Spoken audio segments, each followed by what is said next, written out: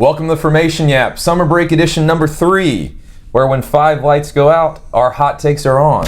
We have a special guest today, boys! Cade Seymour. What's up, dude? What's up, guys? Thanks for having me on. I'm excited to be here. Yeah, well, what a better opportunity to talk about Max Verstappen. This episode is exclusively Max Verstappen. And the what-ifs scenarios. I mean, I think he's the biggest domino that could just completely overhaul the grid. The foundation of driver lineups right now is cracking. And I'm excited to hear what you guys have to say, what y'all think is going to happen with our boy Max for his future and next year, our predictions. Cam, you start. What do you think? Well, man, I think there is so much depth to this conversation. We could go on for an hour. We're going to try to limit it as much as possible. But to start, I think you have to just kind of make some assumptions or make some inferences from that picture that we saw with Toto and Max and Kimi and all the friends on vacation. I think that there is something in the works. I think it is inevitable. It's just a timing thing. Does it happen for 2027 or does it happen for 2028? Me personally, I think we're looking at 2028. But all that being said, I think Max's goal is to win another championship, and his best opportunity to do that is at Mercedes. I think Toto and Max's relationship has gone back a long time now, especially with the GT team, and it's just a matter of time before we have ink on paper. Right. And I guess real quick before we get started, I want to kind of run through it.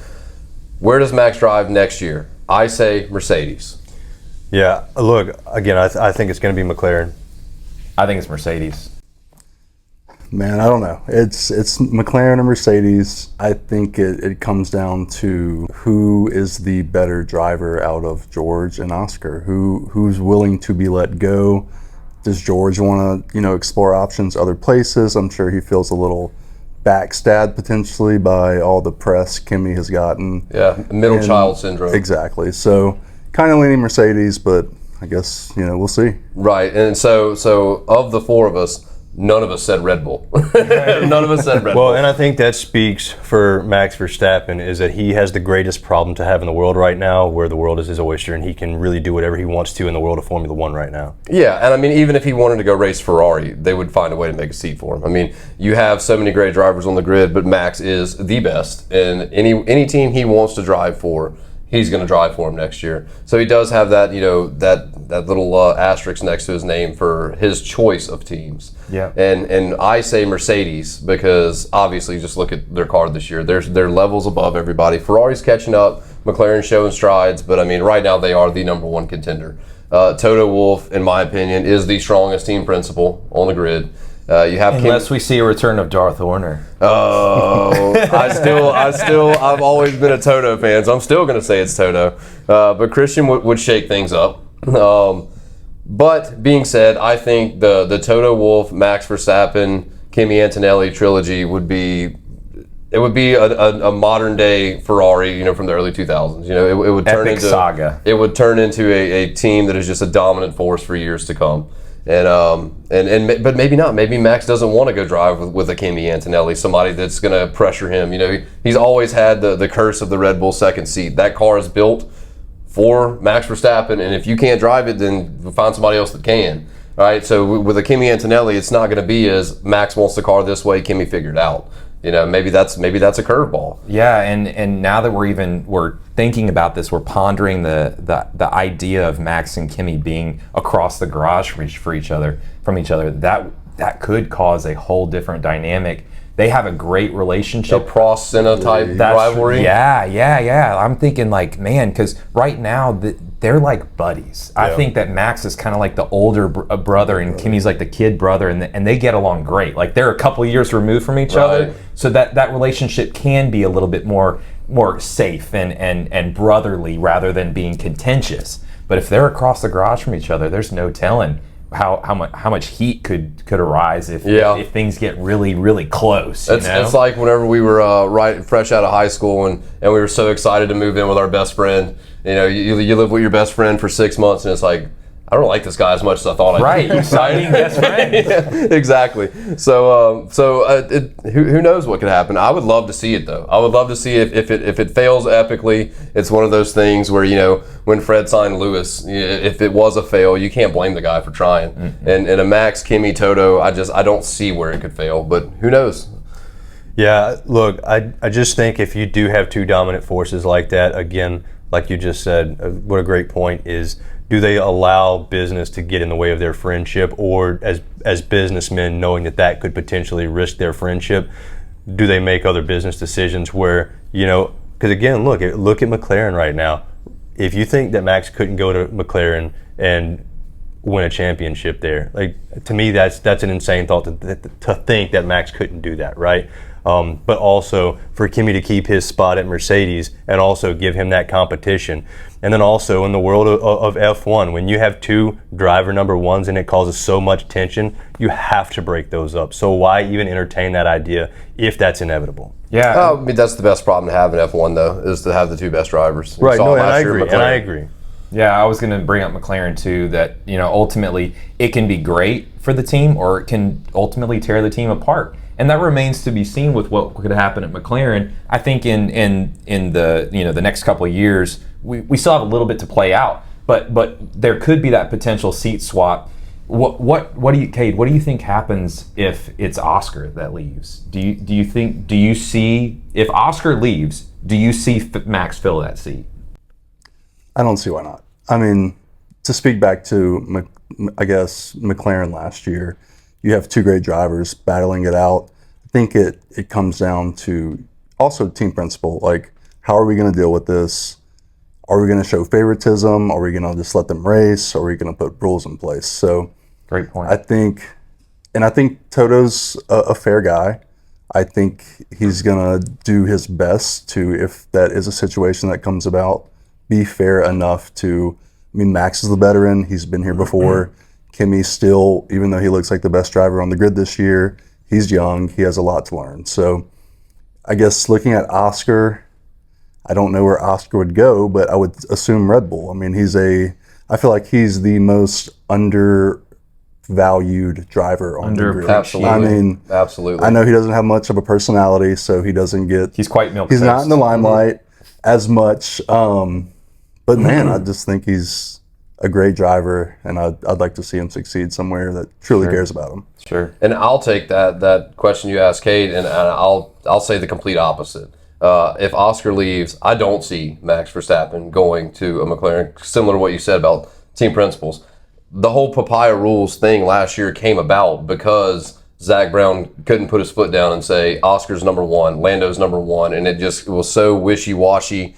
If you end up with a Lando and a Max Verstappen, who's driver one? I don't think Zach Brown is going to be able to say, Lando, sorry, it's Max, or Max isn't going to accept Max, sorry, it's Lando, right? And I also don't see. I mean, he's Max Verstappen. If he's driving a Mercedes-powered car, it's going to be for the works team. He's not going to go race for a customer team. That's just he's not going to do that. That's Max Verstappen, right? So I think he lands at Mercedes, or he's out of F1, or he sticks at Red Bull. Those are, in my opinion, the only three options we see for Max Verstappen. I don't think McLaren is I think that was just rumors. If he does go to McLaren, that would shock me. That would totally shock me because of the potential to have the Mercedes seat. Zach Brown would wake up with a night sweats. He'd be so excited. Oh, dude, would he? But he's also going to be terrified if he signs with Mercedes. If it's Max Verstappen and Kimi Antonelli, watch out. Oh yeah,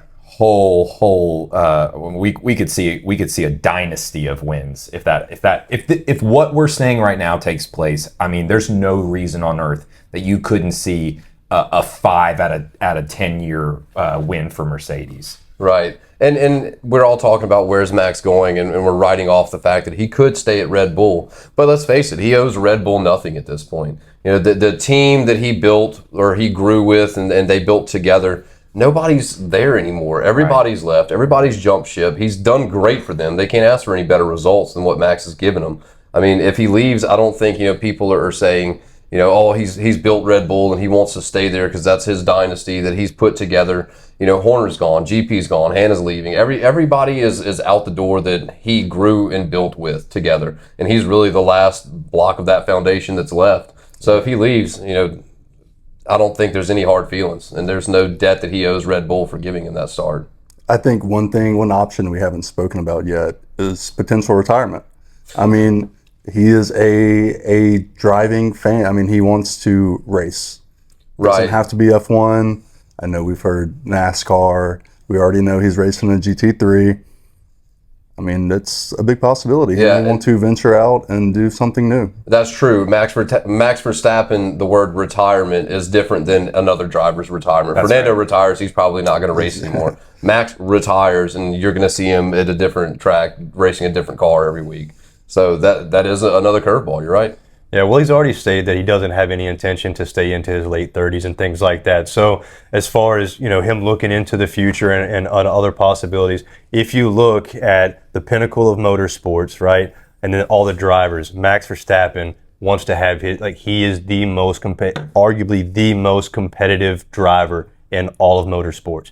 I think it would be nice to see him just have his foot on every gas pedal possible, right? Absolutely. So, and that would give him the opportunity, like you just said, Kate, the retirement aspect of it. It would give him the opportunity to entertain those aspects. I would even love to see him one day as a lead principal. I mean, I think that it would take a lot for him to want to hang up the steering wheel per se, but man, I think he's got all of the knowledge, the experience, the relationships to be a great team leader one day. But let's get off of where he goes and say what dominoes fall because he goes. So what happens at Red Bull? What do you think, Justin? Yeah, who do you think? I guess what you're asking is if Max leaves, who fills that seat? That's right. What happens at Red Bull, and then what happens at V-Card?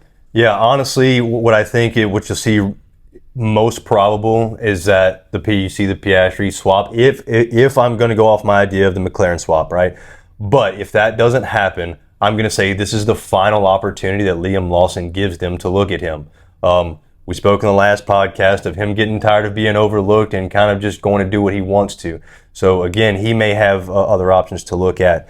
But if they don't give Liam Lawson the opportunity, if they're going to give him the shaft one more time, I think that I don't know where you see that, other than they're going to have to rebuild. They obviously have Isaac Hadjar. So would they look into their junior program or things like that, or would they try to move somebody up? But seriously, who do you believe fills that seat? Yeah, honestly, I don't know that I could have an accurate opinion or anything that wouldn't be so He's giving politician answers. He's not going to answer the question. I don't know that I could give an answer that wouldn't be so debatable, yeah. Oh, well, I mean, that's what we're here for, though, buddy. I want to hear it. Yeah. Who's your seat? Who do you think is best case scenario for Red Bull? I think best case scenario is Piastri, and the reason that I say that is because of the point that Kate made earlier, where he is a great driver, he is underappreciated, and you have Isaac Hadjar, who's a bit younger than him, still developing his skills, right? If you get that more experienced driver with Hadjar, I think you have a great team with a lot of potential. Absolutely. I'm with you. I think that would be their first move. I think their first call is to Oscar Piastri. They throw the absolute farm at Oscar Piastri. They get him anywhere and everywhere he wants to be. If he wants to be at Monaco on a Thursday with his $3 million home, they're going to make it happen. I agree. I think the best potential candidate to fill the Red Bull seat in a perfect world for Red Bull is if they can get Fernando Alonso at Red Bull. Really? Think about it, man. The comeback tour starts now. Okay? Nando back in a competitive car, he wins championships. That's just what happens. No, I'm kidding. Oscar is going to be your number one draft pick, so to speak. To the junior program, what Justin was speaking on, Solov would be a great fit. I just think that with Isaac there, they need leadership. They need somebody that's got experience, somebody that has been competitive, has been in first, second place in points before, knows how to win races and championships. With Solov there, he's a great driver, but I think that two youthful drivers at a top 4 team, I just think that it's a little risky. Mm-hmm. I think they need leadership, especially with Red Bull's management and behind the scenes, everybody's new. They need something concrete. And where would you turn besides Max Verstappen whoever fills that seat is going to have to be just as dependable and have those leadership qualities. What do you see Oscar as well potentially filling that seat? I see Oscar as probably the best choice. Then again, if Max goes to Mercedes, it's going to be George who's missing the seat. So where does George go? And I don't see him not in a top 4 team. So George. I think George goes. It's just an even swap if Max leaves. Is what I think you're saying? so, but we have Solov last year, F2. I think he needs to make an appearance. So to kind of mix things up more, is that going to be with VCARB, or is another team going to pick him up? Yeah. And maybe getting a little too deep into it, but No, that's just looking at Red Bull. That's what we mean by dominoes. I think that that topic right there is a great conversation specifically for the Red Bull team, right? Because when you talk about putting Solov in a Red Bull seat, I think if you look at their history, right, when they put Liam Lawson in there at the Red Bull seat, he struggled with that. He had that, like you said in a couple episodes back. First game jitters. Yes, he struggled so much with the pressure that built him, right? So Nico Solov is doing excellent this year as a rookie in F2. Do they just throw him in the big boy seat at F2? I mean, at Red Bull and say, have at it? Or do they give him that opportunity and correct their mistake like they made with Liam Lawson and say, hey, we're going to give you the lesser pressure seat, see how you perform, and if you can prove yourself, we'll bump you up. Yeah. And back to what I was saying about Red Bull's management, none of those guys that put Liam in that position, 2 years, if Helmut and Christian are still there, Liam had a shot, Liam's done. He's never racing a Red Bull again. He might race a Red Bull again now. And the same thing with Solov. I don't think he ever goes straight into the Red Bull seat with Christian and Helmut, but he might now, because I mean, everybody's new, everybody's different. And I think that there is a potential that we might see him on the grid next year, especially if Liam leaves. That's a no-brainer for me. That's who's going to drive Liam's seat if he's out the door at Solov. But if Max does leave, like if he goes to Mercedes, do you give with Red Bull right now and where they're at? Do you give Liam another shot, or do you immediately go soak up the George Russell when he's available? Do you hook him before anybody else can? I think in a perfect world for Red Bull, they do get an Oscar Piastri, or if not, George. But I think if not Oscar, realistically speaking, I think they give the opportunity to Liam one more time. I think he's done enough to prove his worth and get that opportunity. Assuming that does happen, Liam moves up into the Red Bull seat. I think Nikola Solov does take that VCARB seat. And then they use 2028 as that opportunity to try them all out, per se, to essentially, have in their back pocket contractually, like, whoever gives us the best results, that's ultimately who we're going to sign to a long-term deal. I think they probably give singular year deals to all of them next year. Assuming that Liam gets moved up, they probably give them all very short-term contracts, try them all out, see who has the best performance, and then maybe sign a long-term deal. It's in my opinion, it's hard to do that because of the midfield split. The V-Carbs are so much better than everybody else in the midfield. And then the Red Bulls are so much better than the V-Carbs. So that's going to be tough. Cade, let me ask you this. We've talked about, Max goes to Mercedes, Max goes to McLaren. Max retires. So the Oscars and the Georges aren't immediately available. Who do you think fills the Red Bull seat? Is it Liam? It's a great question. Why He's not? going to get political on us now too. why not Liam? I mean, he's done well with VCARB this year. They don't have a ton of options out there. Maybe it's signing Liam to a 1-year deal, see how he performs, and then go from there. But just to, going back to Oscar and George, I feel like they're just both undervalued at this time. And with their unhappy. teams. And I think they can definitely both be driver number one. Benefit from moving. Okay. I think They can be convinced even if Max doesn't make a direct swap. potentially, Okay. or if they give Liam a shot, a 1-year deal, wait for those guys to open up, and then, throw everything at them to get them over. They'll be driver number one potentially, depending on how Red Bull looks overall. Well, I'll tell you my opinion. If Max retires and Oscar's not moving, George isn't moving, everybody stays the same, they can't convince anybody to leave, I think, just my hot take, what I want to see happen, leave Liam at Racing Bulls. I don't share the same love for him as you guys do. But come on, go get the guy that knows how to be a leader, guy that knows how to win. Here it is. Bring in Pierre Gasly. Pierre Gasly. Bring Pierre back, man. Give him another shot. Put him in a Red Bull and go fight for a championship, because I think he's got the potential. We could be so lucky. Dude, that would be, but knowing Pierre and his luck, you know, like we said, everybody's left or is leaving Red Bull, and we're still seeing the car that they've built. You know, we don't know what's going to happen next year with the new talent coming in. You know, we might see an Aston Martin situation. We might see Red Bull fall completely off the map if these new guys don't live up to expectation. Or the converse, with a stronger ICE component motor, maybe the duo folks were right. Ford makes a hellacious comeback. That's for right. Red Bull. That's right. I mean, I'd love to see it, but also, you know, there's so many unknowns at Red Bull that you say things like, you know, Oscar's unhappy, he's going to go to a Red Bull, because right now they're just a top 4 team. But I mean, what's going on behind closed doors? What's happening at Aston Martin? Audi's growth. If you're Oscar Piastri right now, do you know, oh, Max just took your seat, do you immediately say, well, Red Bull's the best option?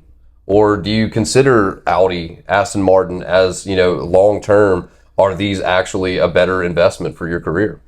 Maybe.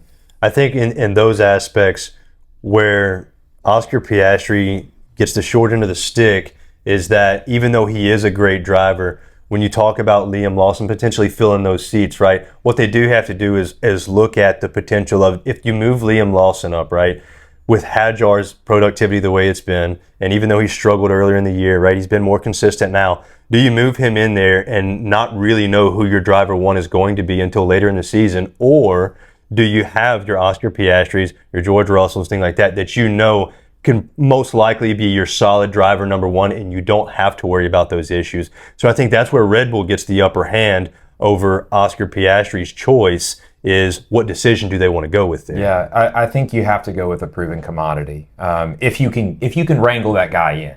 So it remains to be seen. There's so many contractual obligations that still have to be played out. But yeah, no, I mean it could be hellacious next year at Red Bull. We could see an Aston Martin fallout. I would hope and pray for the sport and for our energy drinks that doesn't happen, but it's possible. It really is. But let's rotate to a new topic. So the car specifically, Red Bull's issues this year have primarily been with the chassis more so than the engine. It's another thing. Does Oscar want to go drive that Red Bull death machine with that suicide rear wing? Yeah, the Macarena wing has been this experimental new technology this year, which for Ferrari has shown some good results. And for a second, I'll go ahead and talk a little bit about that. I did a little bit of research on the Macarena wing. If y'all want to, for everybody listening, what the Macarena wing is, the rotisserie wing they call it. You have your active aero, and what active aero is when you get on a straight stretch, the rear spoiler that has, it's at a, just consider for visualization, at about a 45-degree angle, it'll open up to go flat so that you don't have that wind resistance. You want that in a corner for downforce, pushing weight on the back tire to give you grip, but when you're in a straight stretch, you want it to open up to reduce drag, makes you faster. So the three Macarena wings, they call them, Red Bull, McLaren, and Ferrari have all brought a variation of this wing. Ferrari did it first. We saw it in preseason testing, and then Red Bull had one soon after, and McLaren just debuted theirs recently. So the differences between the three, just for everybody listening. Red Bulls, if you're looking at it from a side profile, it opens counterclockwise. So it basically goes down and opens up to when it goes open. And what it's doing is it's at that, consider it a 45, and when it opens, it flips almost completely 180, and it opens up that way, and that's when it's completely open. Most cars before the Macarena rotisserie wing, they were just a flap that would go, from 45 to just vertical, open up a little bit. So Red Bull's rotates counterclockwise. and so does McLaren's. Ferrari's is the only one that actually goes forward and opens, a clockwise rotation. Red Bull's way that it opens with its actuator is right in the center of the wing. So if you're looking at it from the front of the car, you'll see it right in the middle, like right around here. I had that the whole time. I could have been using it as a demonstration. Ferrari's is on the end plates, so that you don't see it on the front of the wing. It actuates from the sides over here. McLaren's is also in the center like Red Bull's, but it's got a 3-link rotation and it's got some pivot points, but 3 different arms rather than just one center arm. Red Bull's center wing, the center actuator is more of a steel rigid cage style, so it keeps it from moving, whereas Ferrari's and moving on the outside, it's less weight and not as bulky as Red Bull's. So that's the benefit that they have there. McLaren's is not as bulky as Red Bull's, and that's why they have the pivot arm set up, because it kind of gives it instead of having one actuator that opens in one spot, they kind of spread the load out. Right. So that they're kind of the hybrid of both. And honestly, the more research I did on the McLaren's does look like it's probably the best product. Right. And we saw that last week in Hungary. So what that does, for McLaren's, it keeps, the outer edges, it keeps the everything closer in the movement wise to the end plates. So whenever they're opening and closing, Red Bull's opens and closes the fastest. And that's really why you've seen the issues with Max. When it opens like that and then it closes drastically, it's kind of upsetting the car. It's herky-jerky. In scientific terms. Yeah, I mean, in layman's terms, I mean. But it's moving around a lot. The Ferraris open and close a lot slower, more drastic, not as drastic. And yes, it's a lot smoother, so the car doesn't get as upset. And I mean, we're talking tenths of a second here, but it's more of a smoother operation. When you if you look up and you wanted to see, you could watch when the Red Bull's open, it looks twitchy, and the Ferrari's kind of you can tell visually and see. Slow is smooth, smooth is fast, and not off the track. Right, and you could also watch and see. Like I said, if you just look at 3 photos of them, not even operational working, Red Bull's looks like the most mechanical, I guess you would say. Yeah. It looks the most like Complicated. Well, no, I'd say simplistic. Simplistic? Yeah, Okay. it looks like just a more of a first sketch product, second sketch product, third sketch product. The engineers were rushing. Right. Or they just, it was the idea that was on paper. Ferrari's was a little bit nicer, and then McLaren perfected it, right? That's kind of how I'm looking at them right now. And I think that if Red Bull continues to use it, you will see, just like F1 does every year. Next year, everybody's going to have a Macarena wing. Does it look more like Ferrari's, McLaren's, or Red Bull's? Whichever one works the best by the end of the season. And I think you're going to see that McLaren variation is going to be on a lot more cars. Yeah, I think it's inevitable. I mean, Lando had incredible pace in that last race. We've said it repeatedly. McLaren is back. They've finally got their car in order. They're still a little bit relying on that Mercedes power unit, but assuming that the Mercedes Gen 2 engine, that second spec engine that we've all been talking about, that is coming out supposedly for Kimi and maybe in Monza, if all of these Mercedes power units go to that second spec, I mean, we could see a whole lot more parity at the top. We could really see McLaren sneak their way back into that maybe second constructor space, maybe even push for that first. I mean, they got a long way to go, but definitely second place. But you say that Kimi's taking that motor at Monza allegedly. That just tells me that he's already on his last power unit. I would not be surprised to see another Mercedes power unit failure for Kimi if they're trying to stretch it to Monza. Even if they say, okay, we're not going to do the motor in Monza, that just tells me he might blow up in Monza. So, the grid penalty, or do you risk not finishing the race at your home race? And I think Kimi's going to have to take the motor. Yeah. And I'm just worried about from now until then if that Mercedes unit that he's got now is going to make it. Definitely. Well, we appreciate you guys joining us for another summer break episode. We will be back with you soon. And until then, Formation Yap out.